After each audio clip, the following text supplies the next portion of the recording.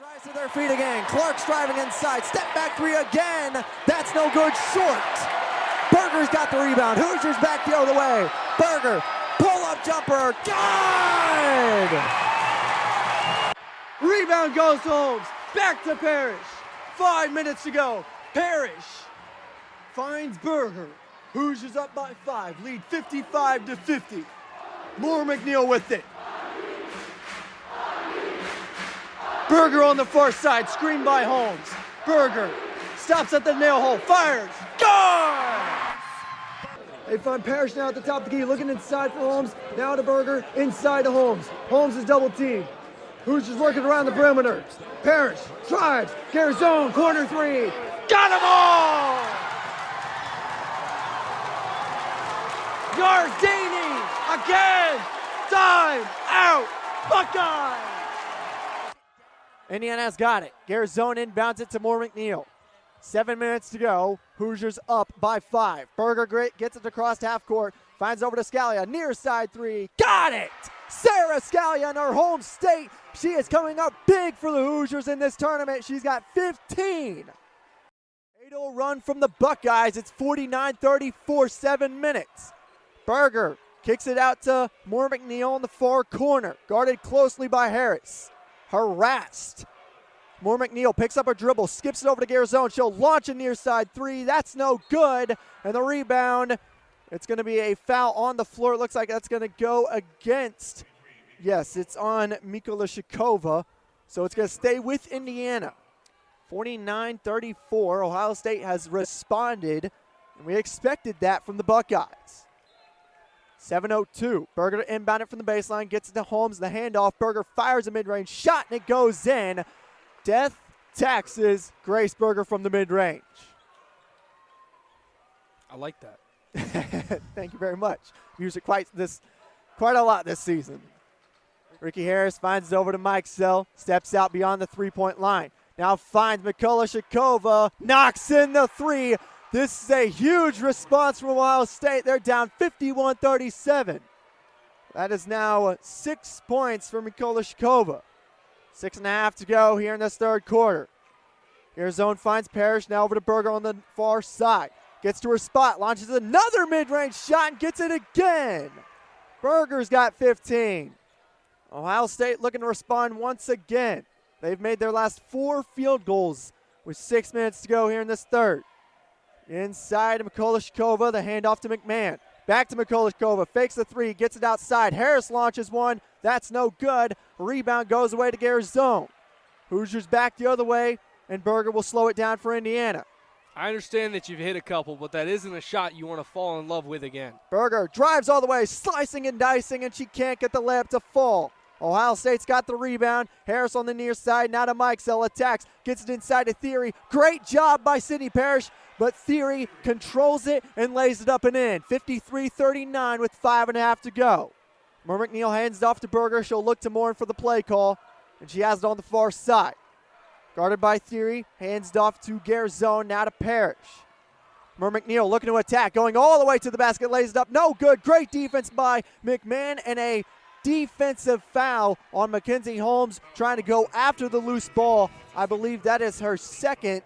It will send Mackenzie Holmes to the bench, and Lily Meister checks in, as well as Sarah Scalia in for Sydney Parrish.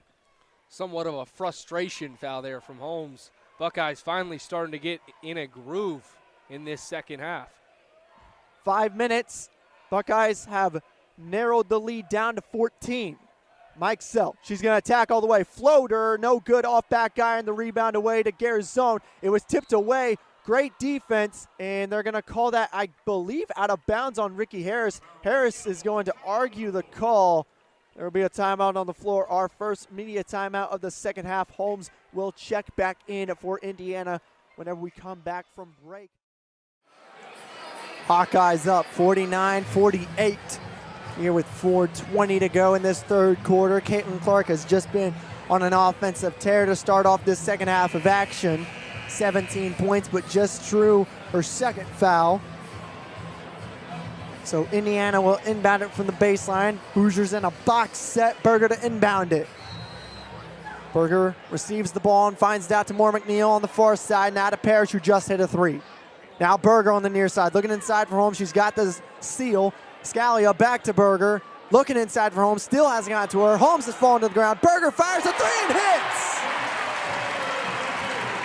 That's only Grace Berger's 8th of the year. 4 minutes to go. Caitlin Clark drives in on Moore McNeil. Driving all the way, draws contact, counted in the foul.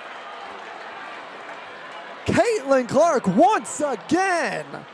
19.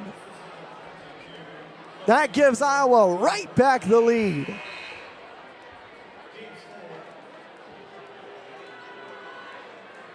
Clark just has a burst of speed that gets her from one end of the court all the way back to the other end and is able to lay it up and in. Parrish checks out. Garzone checks back in, and the free throw is no good by Caitlin Clark. It stays at a 1-point game. Under 4 to go. Moore McNeil guarded by Clark. She brings it over to the near side, now finds Garzone, over to Berger. Berger inside Holmes, wide open, layup's good. Quickly into Caitlin Clark, all the way across the half-court line, step back three on the way. You've got to be kidding me! Caitlin Clark once again! That's 22! 2-point lead for Iowa. Indiana's got it. Scalia on the far side, looking inside for Holmes and gets it to her. Holmes looking to go to work. Spins left shoulder and lays it up off the backboard. Back to a tie game. What does Caitlin Clark have in her back this time? Clark picks it up and skips it over to McKenna Warnock. Now over to Martin. She's going to attack. Good defense by Indiana. Brings it up beyond the perimeter. Inside. Stolke looking to go to work. And yet again another foul. This one goes against Indiana. Fireworks fly at Lynn Family Stadium as Racing Louisville picks up a much-needed win before the week off. But it wasn't just the fireworks that had 5,000 fans up in their seats. It was the return of one of the club's most beloved players. Nadia Nadim made her much-anticipated return to the club after being sidelined for over 10 months. Injuries are a part of, football. I just felt everything happening with my mom. It was really, really hard. Nadim's mother, Hamada, tragically passed away last year in a car accident at just 57 years old.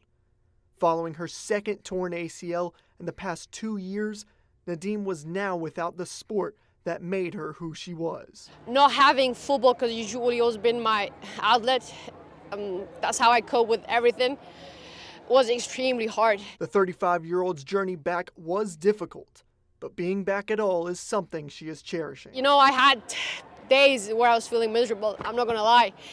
But I guess I somewhere read that it's not about, how you fall, it's about how you get up again, and I think that's kind of my life story. Racing Louisville picks up their third victory over Kansas City and picks up 3 points before their next match. From Lynn Family Stadium, Hayden Smith, WDRB Sports. Indiana Men's Basketball Media Day took place today here at Simon Scott Assembly Hall. Hayden Smith alongside Thomas Montalbano for the Hoosier Network. Thomas, we heard a lot today from head coach Mike Woodson, Xavier Johnson, Trey Galloway, and the entire Indiana Men's Basketball roster. What is the one thing that really stood out to you today? In one word, urgency. Woodson spoke a lot about his goal, which is to win championships between Big Ten championships and national championships. And the one way to do that is through urgency, and he definitely emphasized that point today. And a lot of players departing from last year's roster. Trace Jackson-Davis, Jalen Hood-Schifino, both to the NBA. Race Thompson, Miller Kopp, a lot of guys leaving, but a lot of new faces and a lot of talent coming into this year's program. And one of those names that really stands out is Mackenzie Mbako. What did you hear from him? A lot of really good things. Woodson talked about he is a freshman, so there isn't that pressure aspect, but at the same time, he expects to win and he does expect big things. Mackenzie is capable of scoring the ball, and only time will tell really what he'll do for us. Just about a month away until Hoosier Hysteria takes place on this floor, and we will have the coverage all season long for the Hoosier Network.